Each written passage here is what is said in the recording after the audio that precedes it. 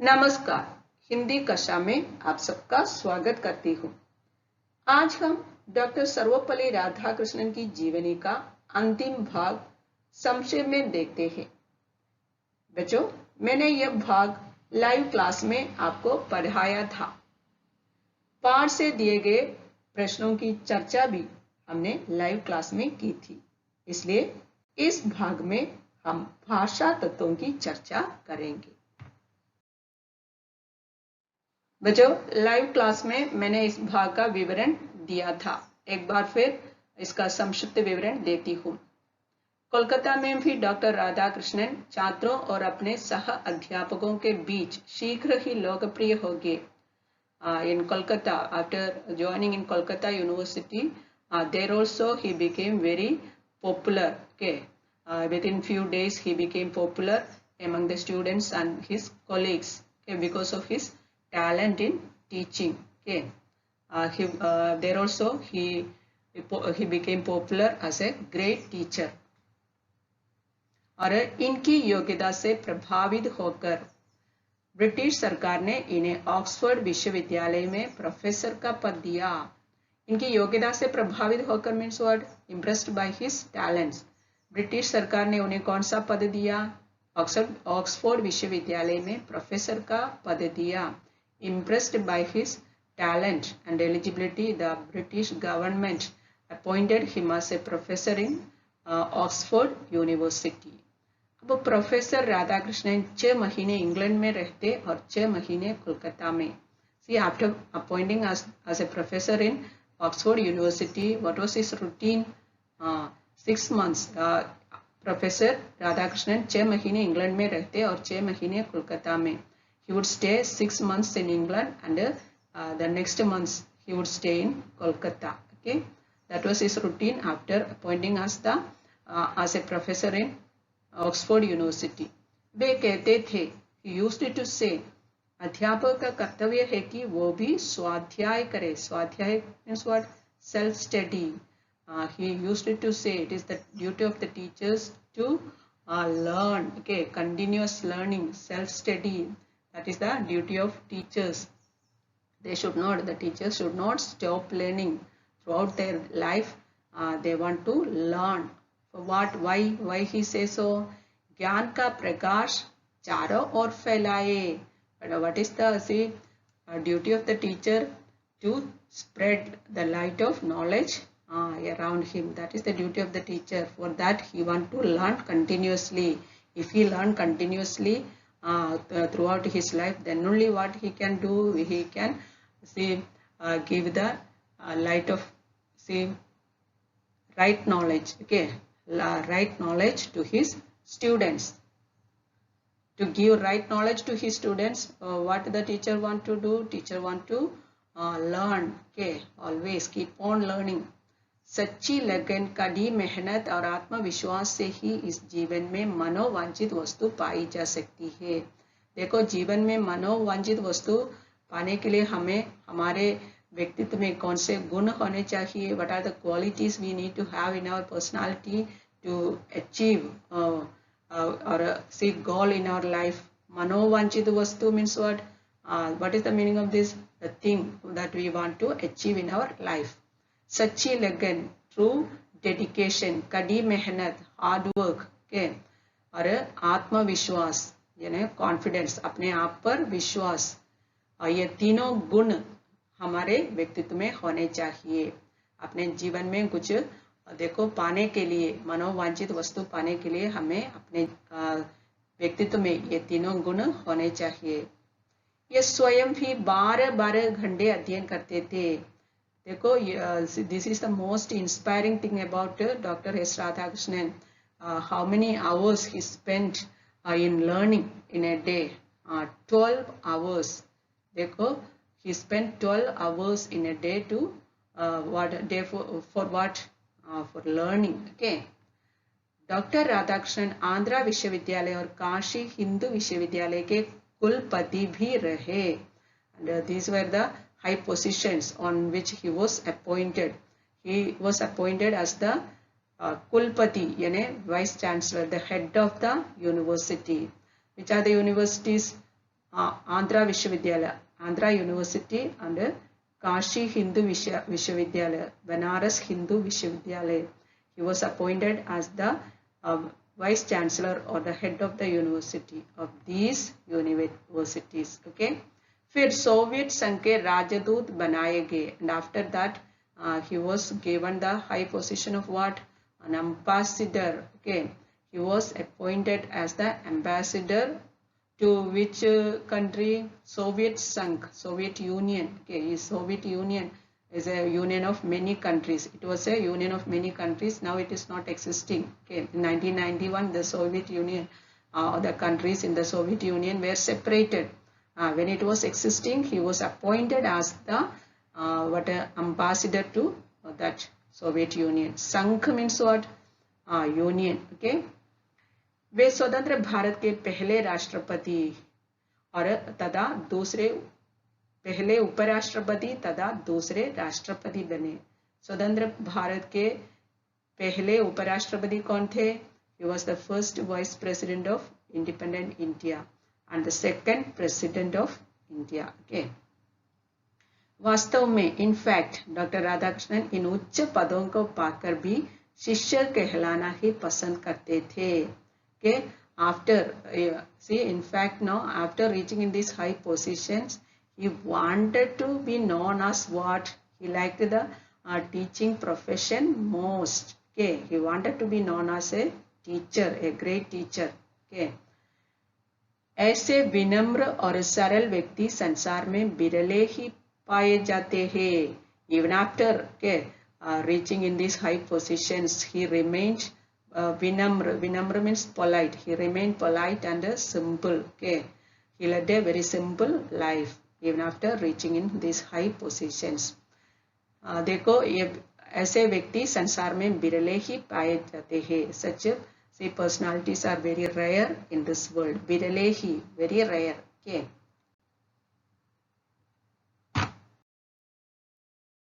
कोलकाता में भी डॉक्टर राधाकृष्णन छात्रों और अपने सह अध्यापकों के बीच शीघ्र ही लोकप्रिय हो गए. इनकी योग्यता से प्रभावित होकर ब्रिटिश सरकार ने इन्हें ऑक्सफोर्ड विश्वविद्यालय में प्रोफेसर का पद दिया. अब प्रोफेसर राधाकृष्णन 6 महीने इंग्लैंड में रहते और 6 महीने कोलकाता में. वे कहते थे, अध्यापक का कर्तव्य है कि वह भी स्वाध्याय करे और ज्ञान का प्रकाश चारों ओर फैलाए. सच्ची लगन, कड़ी मेहनत और आत्मविश्वास से ही इस जीवन में मनोवांछित वस्तु पाई जा सकती है. ये स्वयं भी 12-12 घंटे अध्ययन करते थे. डॉक्टर राधाकृष्णन आंध्र विश्वविद्यालय और काशी हिंदू विश्वविद्यालय के कुलपति भी रहे. फिर सोवियत संघ के राजदूत बनाए गए. वे स्वतंत्र भारत के पहले उपराष्ट्रपति तथा दूसरे राष्ट्रपति बने. वास्तव में डॉक्टर राधाकृष्णन इन उच्च पदों को पाकर भी शिक्षक कहलाना ही पसंद करते थे.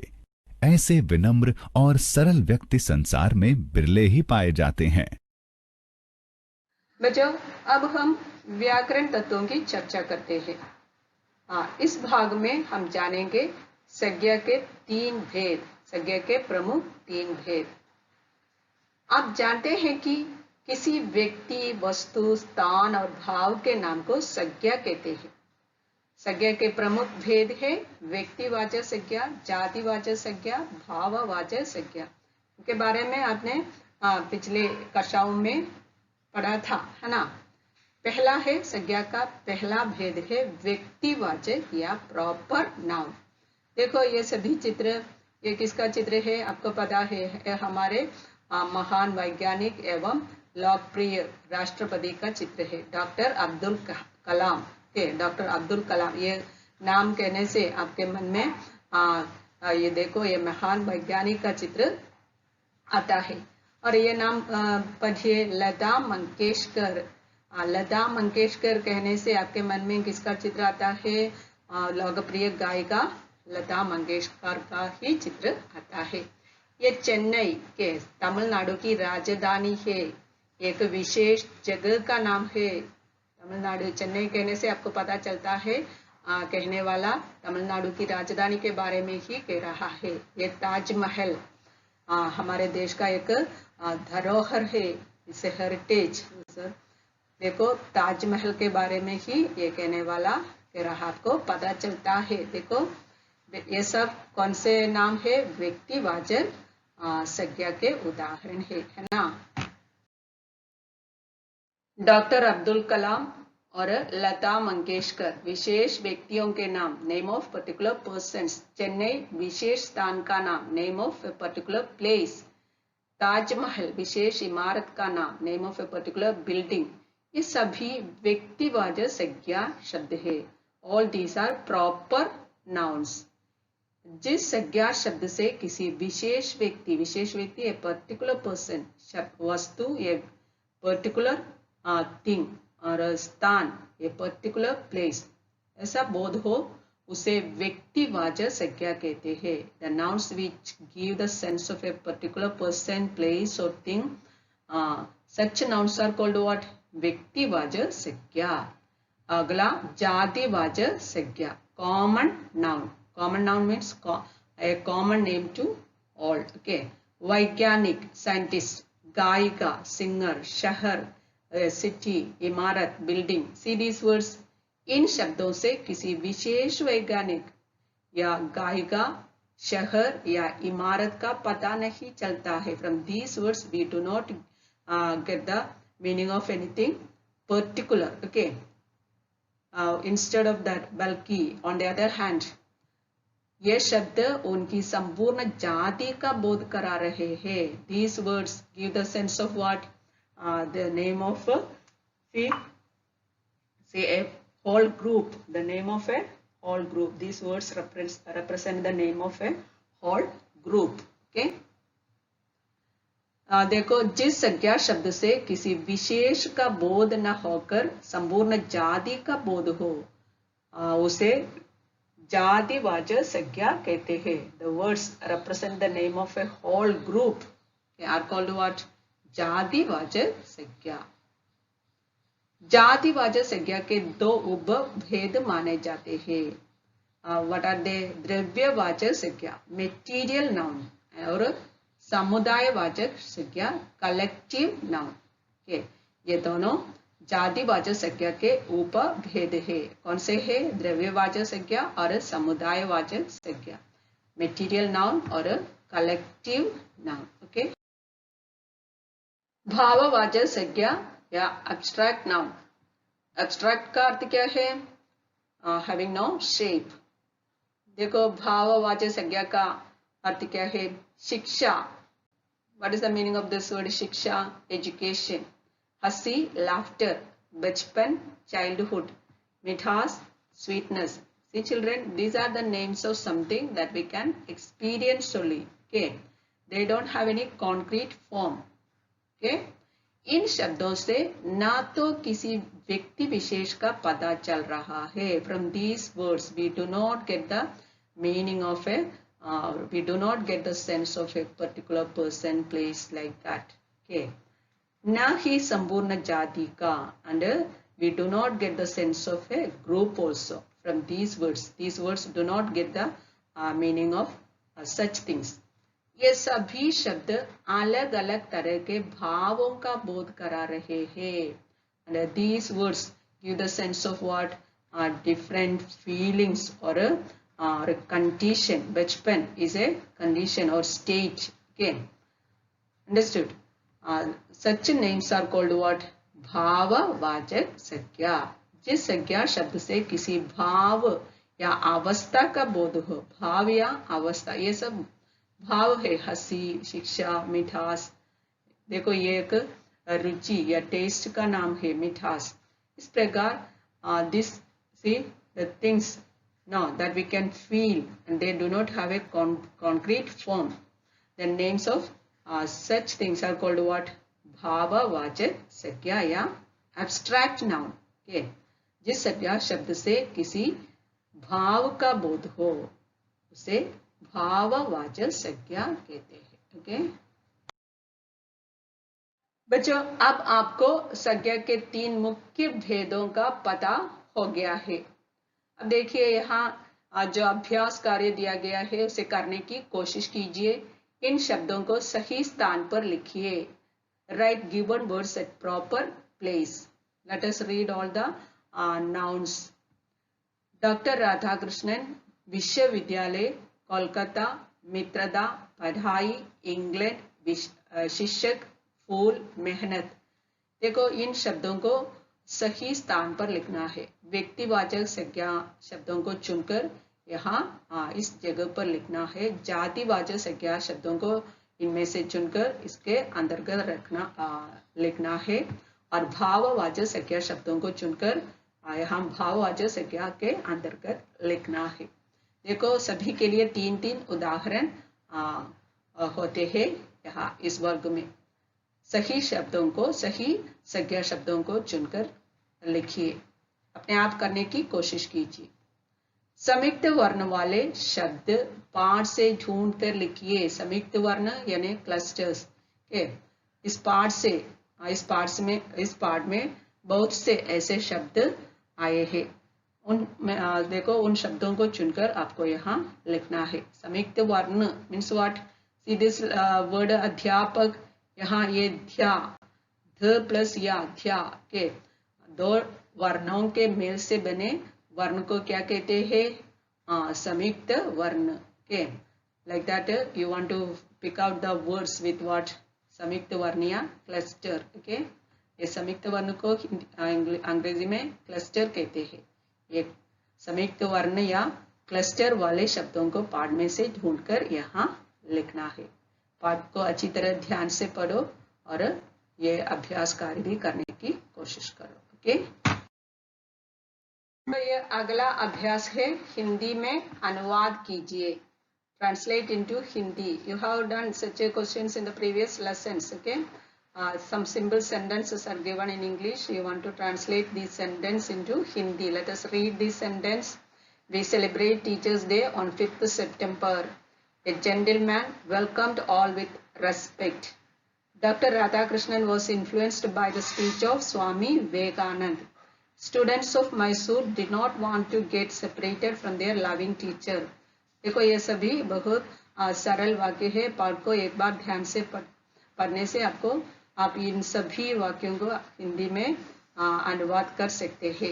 एक बार करने की कोशिश कीजिए। अगला ये वाक्य देखिए। सुलेख लिखने के लिए एक वाक्य दिया गया है। डॉक्टर सर्वपल्ली राधाकृष्णन भारत के राष्ट्रपति थे। You want to copy the sentence neatly here to improve your handwriting.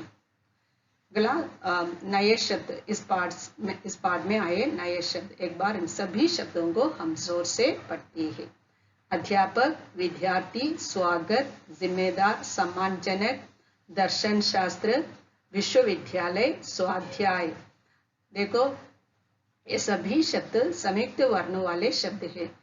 एक बार फिर इनको जोर से पढ़ते हैं। अध्यापक, विद्यार्थी, स्वागत, जिम्मेदार, सम्मानजनक, दर्शन शास्त्र, विश्वविद्यालय, स्वाध्याय। सभी शब्दों को अपने रफ नोट पर लिखकर इनकी सही वर्तनी सीखना चाहिए। ओके